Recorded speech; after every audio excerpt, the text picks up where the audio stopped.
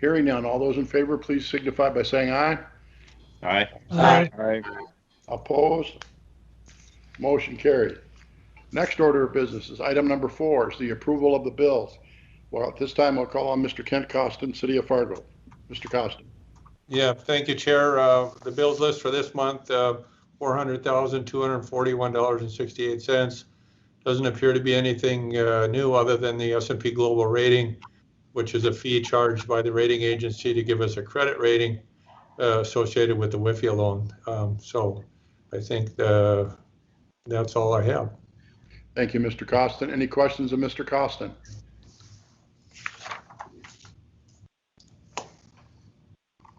This item on the agenda does call for a roll call, but a motion, please. So move, Carlson. Is there a second? Second, Mahoney. Thank you, Mayor Mahoney. It's been moved and seconded to approve the bills as presented by Mr. Costin. Is there any further discussion?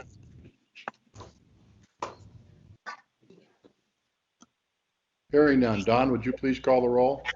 Mayor Darden. Yes? Dr. Mahoney. Yes. Mr. Jacobson. Yes. Mr. Costin. Yes. Ms. Johnson. Yes. Mr. Montplaisir. Yes. Dean. Yes. Mr. Pepcorn. Yes. Mayor Carlson. Yes. Mr. Reed. Yes. That is everything. Thank you, Don. Item number 5 is the financial report. Again, we'll call on Mr. Kent Costin, City of Fargo. Yes, for the month ending May 31st, the 2021 spend year to date is $60,239,399. And the total life to date spend on the project is $706,246,739. If you go to the next page, the statement of net position, the balance of net position is $73,728,330. And I did want to add, with regard to this position, will be enhanced by about $28 million because we closed on a bond sale yesterday and we received the proceeds for that bond sale. So you'll see a spike in the June report. That was temporary improvement bonds issued by the Cass Joint Rural Water District. It was consummated by that team. So, and then with regard to the normal budgets, there doesn't appear to be any abnormalities in the variances overall. So that would be the extent of my report. Thank you, Mr. Costin. Are there any questions of Mr. Costin? Mr. Chairman. Mr. Mahoney. Ken, when you get the money from the state, you're paying off some Wells Fargo loans and such. Will then our position be that we have more money that we have spent, or it'll be still 700? The purpose of the bond issue that the Joint Water District issued was to pay off the loans with Cass County and with the City of Fargo. So on July, I think it's July 1st, they will transfer that money and pay off those obligations. The 28 million, or excuse me, the 26 million that we got in today was planned as surplus funds just to go into the comprehensive project fund. So it'll be additional working capital. So basically the Cass Joint Water District took on the debt, took out the debt for Cass and the city.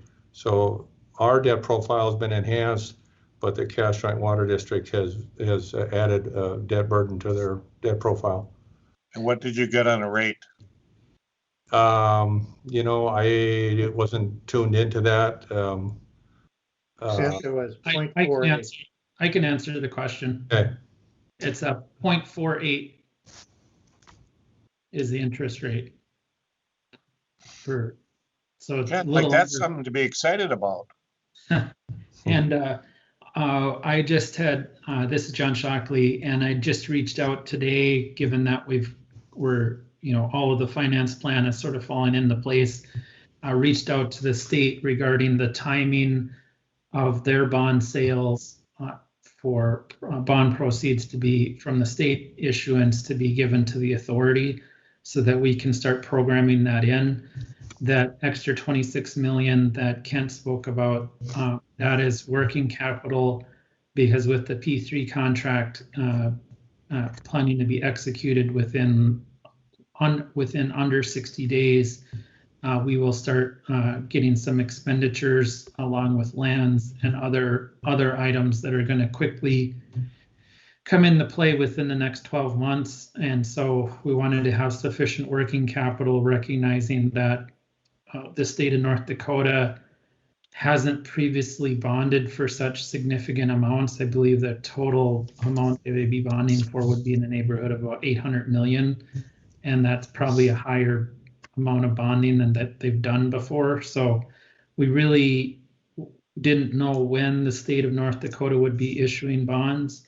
And so because the rates were so low, we took advantage of that, got some extra working capital under the Cass County joint bonds. If the state of North Dakota comes through sooner than expected, we do have the option to prepay those bonds earlier than when they mature. And so it was just part of the financing plan to kind of give us some breathing room till we knew when the state funds were actually going to be delivered to the authority. John, does that money savings you get on the bond, that 28 million, then I remember as we were talking about the P3 contact and such, so that's just money that will help us fulfill our obligations in a sense? It's a little more complex than that. So you will be saving some interest on the Wells Fargo credit facility because you already were paying that to start out with. So you'll have some certainty because it was a total of $180 million the joint board issued.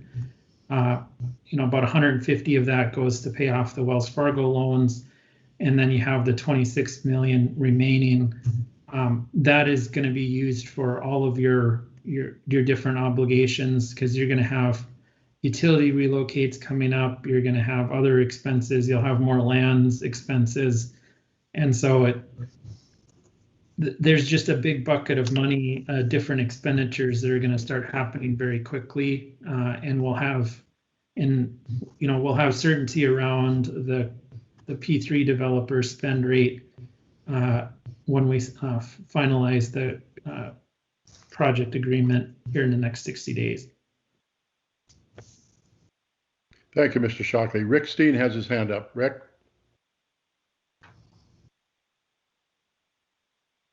Just had to find my mute button there. Thank you. Say, just speaking of the state, how far behind are we in collecting the funds from the State Water Commission? Sitting at 4.2 million.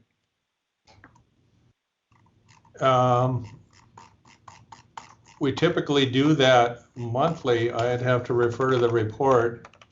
Why do you ask? It's sitting at 4.2 million. That's why. Well, because those are large requests. Right. So I was wondering how many months behind we were on collecting that. Is it 3 months, 2 months? I'm just curious how long it takes to turn that around from the state. Well, typically they turn it around pretty fast, but it takes maybe 2 to 3 weeks to get all the local approvals because in the law, we have to seek approval by Cass County, by the city of Fargo, and I think the Joint Water Board, and then submit it to the State Water Commission. I think they're pretty quick to pay, and I do know that they like to clean up their obligations at the end of June, the end of their fiscal year. Okay. So I'm assuming we probably already received that money. Okay. All right. Thanks, Ken. Yep. Any additional questions of Mr. Costin? Mr. Shockley, thank you for jumping in on some additional information. Hearing no additional questions on the financial report, we can do is there a motion, please? Oh, I'm sorry, you still got more? Could I have a motion, please, to approve the financial report by Mr. Costin? Steen moves. We have a motion. Is there a second? Rethinger, second. Thank you, Mike. It's been moved and seconded to approve the financial report as presented. Is there any discussion? Hearing none, all those in favor, please signify by saying aye. Aye. Aye. Aye. Opposed? Motion carried. Item number 6, Executive Director Financial Report, Mr. Paulsen. Thank you, Mr. Chair, members of the Finance Committee. So I'll just go through my regular report here on operational costs and budget tracking. Not too much has changed since the last month. We've added some additional costs, obviously, in the lands, the engineering, and the P3 support. But as you can see on this level 1 summary, we're still well below and tracking well on all of those items. So we're at, about 3.8 million on P3 support services of the $17 million budget. That's one area that I think we'll see, an uptick as we begin working with the Red River Valley Alliance and moving towards closing on their agreement. And then I'll note under the lands and impacted property mitigation, we are tracking this year's expenditures on the lands program in relation to what we were expecting for the 2021 annual cash budget. So all appears well there. And then you can see we're about halfway through our engineering, legal, and financial budget, and that was expected about at this point in the year. So I'll move on to the level 2 summary here. Just so we can dig in a little bit further on some of these items. Nothing too big to report out here. You can just see diversion channel and associated infrastructure, the management, legal, and the channel construction, well below budget. Those are anticipated to have a pretty significant uptick in the last half of the year here. Again, as we move to close the deal and begin working with the Red River Valley Alliance. And we'll move to the next page here. This shows the other mitigation projects that we're working on. Oxbow Hickson Baki project has had some expenditures this year. And then, the large project expenditure for the Buffalo River mitigation that is related to the settlement agreement. And then we have our in-town flood control projects that continue to move on in Fargo. Those appear to be moving along as planned, and a lot of activity taking place already on many of those projects. And then you'll see in the lands acquisition and mitigation columns, a lot of work being done here again. Our lands program is making an immense amount of progress. We were able to acquire all the property rights in order to close the agreement with the Red River Valley Alliance as we move forward this year. So that's something that we need to celebrate. But overall, the expenditures, have been coming in under the overall, or as anticipated under the overall budget for the land acquisition and mitigation. Move on to the next sheet here and the final. And as you can see, these are our engineering fees for the year. As expected, again, no items of concern at the moment on any of the various projects that we have moving forward on the engineering side. And then you can see our program management services are as expected as of May 28th. So overall, as Mr. Costin had mentioned, expenditures to date, we're sitting at 76 million of our $219 million cash budget. Actual expenditures for the program to date is at $706 million. So with that, Mr. Chair, I'll certainly open for any questions the committee may have. Questions for Mr. Paulsen?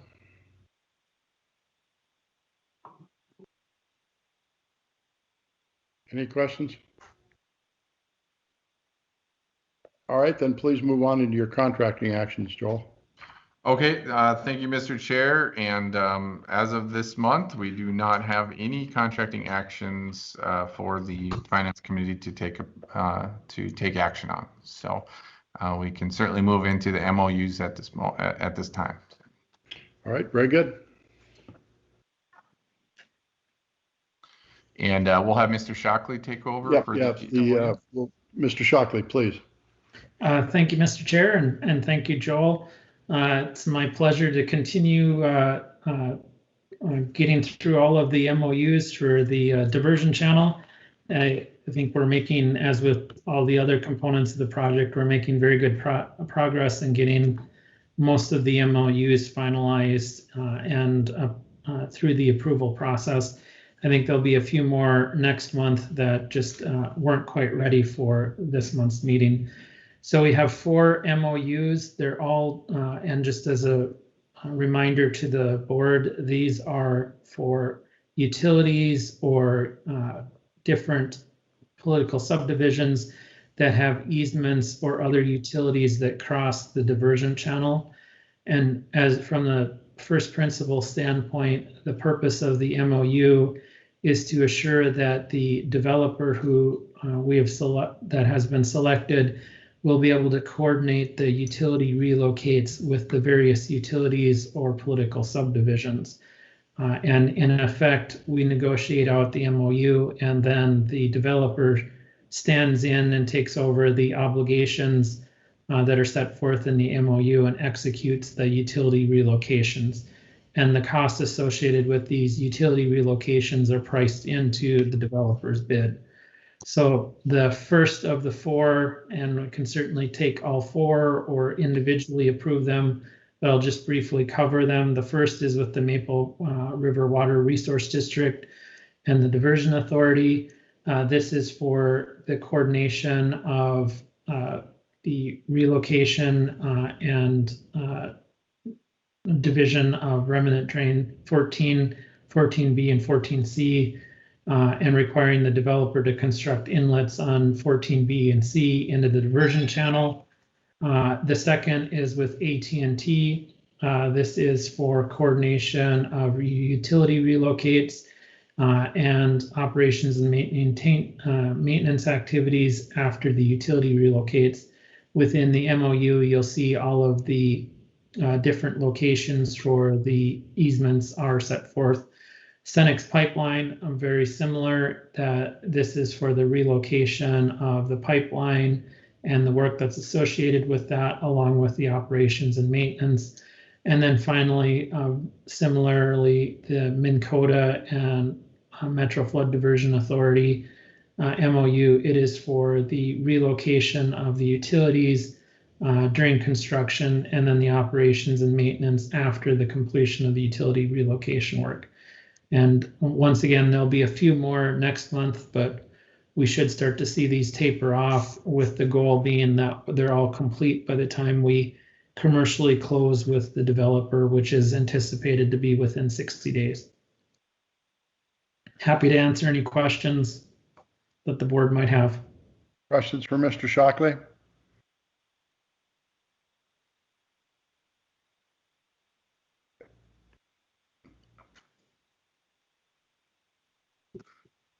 If it's all right with the board, being there are no questions on these MOUs, we'll take, it'll be an action item for all, the approval of all 4.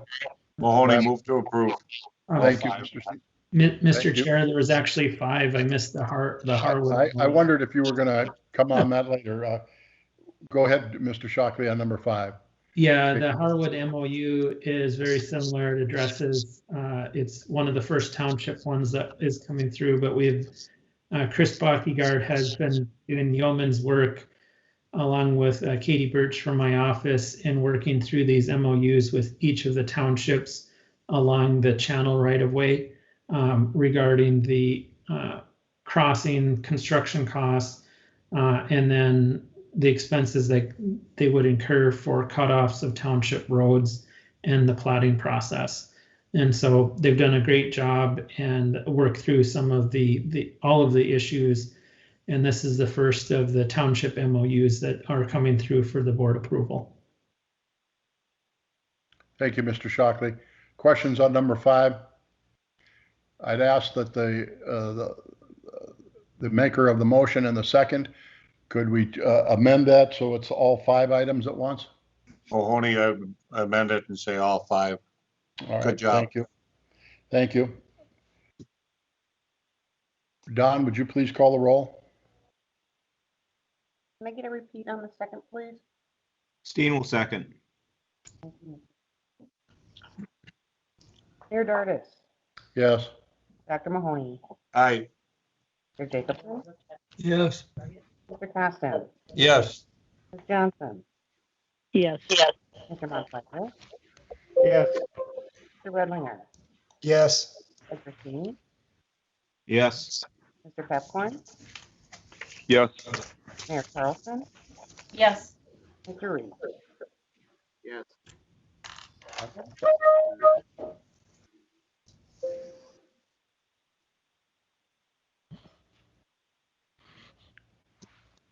Don, are you done? I didn't hear anything. Yes, I said that is everyone. Can you hear All me right, okay? thank you. Next order of business is the land acquisition directive for Southeast dash 2A. Mr. Vetter. Thanks, Mayor Dardis and Finance Committee members. This is for the REACH SE2A of the Southern Embankment.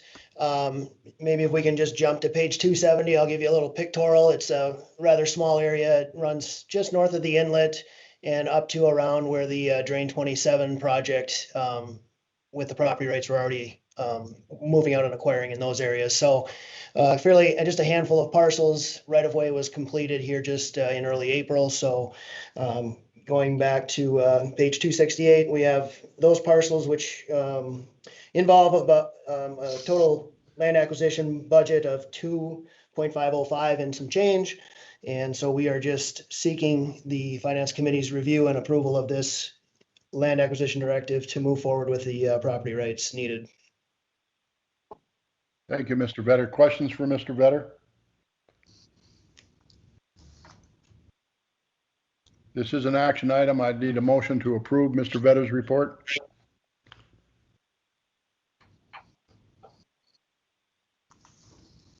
Steen moves. Thank you, Mr. Steen. Is there a second? Reed will second.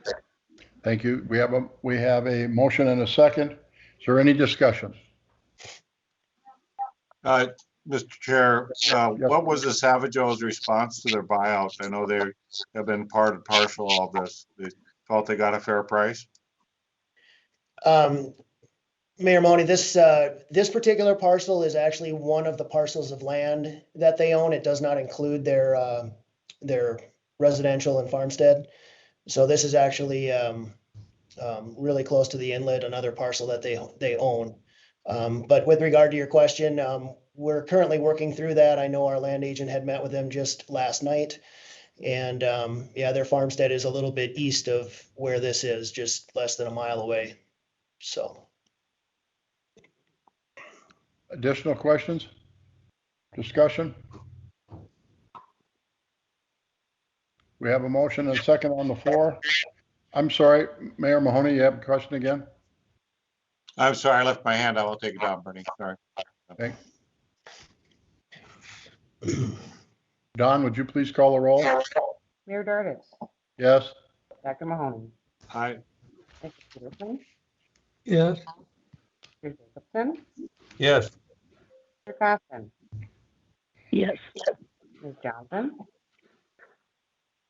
Yes. Montplaisir, Yes. Mr. Redlinger, Yes. Mr. King, Yes. Mr. Pepcorn, Yes. Mayor Carlson, Yes. Mr. Reed. Yes. That is everyone. Thank you, Don. Next order of business is a property acquisition status report. Again, we call on Mr. Vetter. Hi, yeah, thank you. We'll just jump here to page 272 for those that are following along. This is our general overview of the status of where our parcels are at as far as the acquisition process. We've picked up a few more since the last month on our acquired or the green parcels. And our last resort eminent domain parcels have been holding steady at 90. However, happy to report that our Cass County joint meeting was moved up to this morning versus tomorrow. And there was one parcel, part of the SE1 that was approved there that was in the last resort eminent domain that we did seek and receive a voluntary agreement on. So we're hoping to finalize that purchase agreement here in the very near future to move that to a acquisition and the green status. I guess the rest of the report is your usual drill down into a number of other sub projects within within the project, the larger project, and I guess I'll stand for any questions if there are on any of the following pages or this page. Thank you, Mr. Vetter. Questions for Mr. Vetter?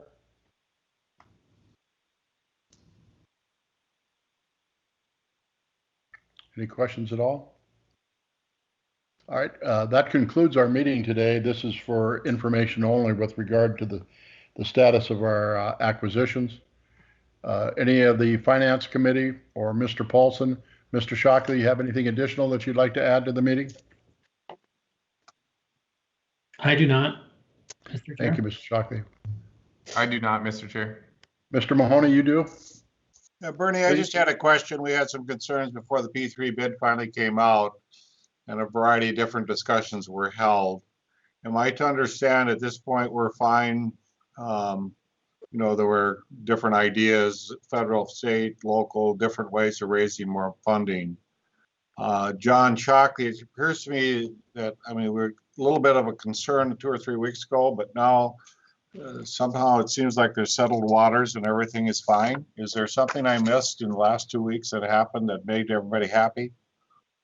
Well, I can certainly jump in.